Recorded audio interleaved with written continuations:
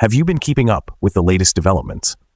Let me tell you, it's disturbing. They're openly threatening to arrest people in blue states, and it's not just empty talk. The person leading this charge is none other than Tom Homan, Donald Trump's pick for border czar. Just yesterday, Homan appeared on Fox News, and let me tell you, he didn't hold back.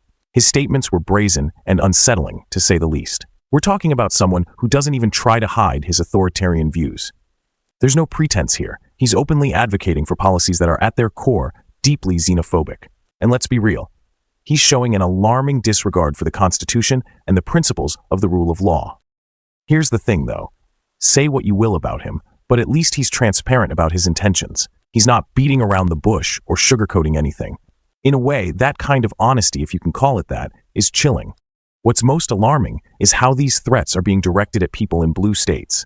According to Homan, anyone who doesn't cooperate with ICE could face prosecution. Imagine that. If you choose not to actively assist them, they'll label it as hiding migrants. It's a dangerous narrative, and it's being pushed with no regard for nuance or justice. I think it's important for all of us to take a step back and really examine what's being said here. These aren't just words, they're threats with potentially devastating consequences for individuals and communities. Let's listen closely to what he's saying and unpack it together. Real quickly, what happens to a mayor or a local police department chief that is under Democratic leadership that obstructs ICE in your federal agents that are helping get these deportations? What happens to them? Well, first of all, if they don't want to help us, get the hell out of the way if we're going to do it. If I got to send twice the amount of resources to that city, that's what we're going to do. If they would give us access to the jail, that would mean less agents in the community. For them pushing back and not letting us in the jail, it just means more agents are going to be in the community, so they're hurting themselves. Finally, I'll say this. They need to educate themselves. They need to review this. Title 8, United States Code 1324, III. Read about that and don't cross that line, because it is a felony to harbor and conceal an illegal alien from ICE. Read the statute, don't cross that line. That's a warning from Tom Homan right there. Let's take a moment to be absolutely clear about what's being said here. This isn't just rhetoric. It's a direct threat, and it's aimed at regular people who are doing nothing more than acting out of kindness, compassion, or a sense of duty. Let me break it down for you, step by step, because the implications of this go deeper than they might first appear. Imagine you're volunteering at your local church, or maybe helping out at a school.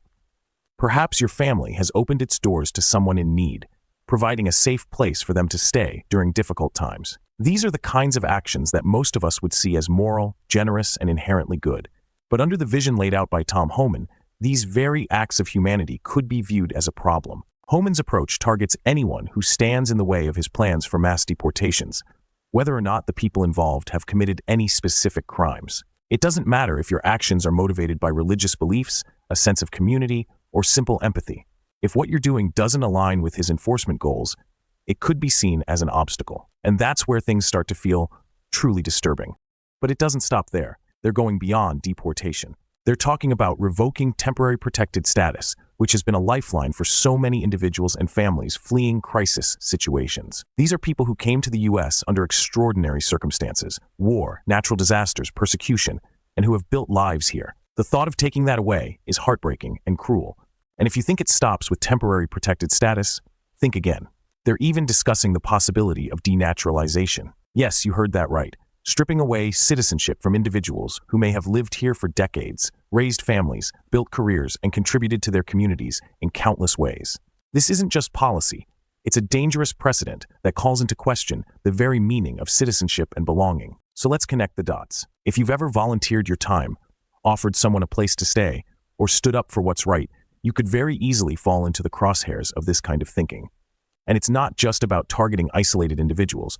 It's about sending a message that acts of kindness and solidarity are unwelcome, even punishable under the regime of Donald Trump and Tom Homan.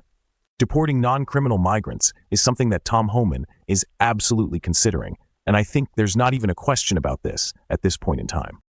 We need to ask ourselves some hard questions. What kind of society do we want to be? Do we want to live in a world where helping others is seen as a crime? Where legal protections are stripped away in no time from people who've fallen political victims to these inhumane individuals? Where people who've built lives here are suddenly told they don't belong? That was all for this one, guys. Comment down your thoughts, and I will see you in the next one.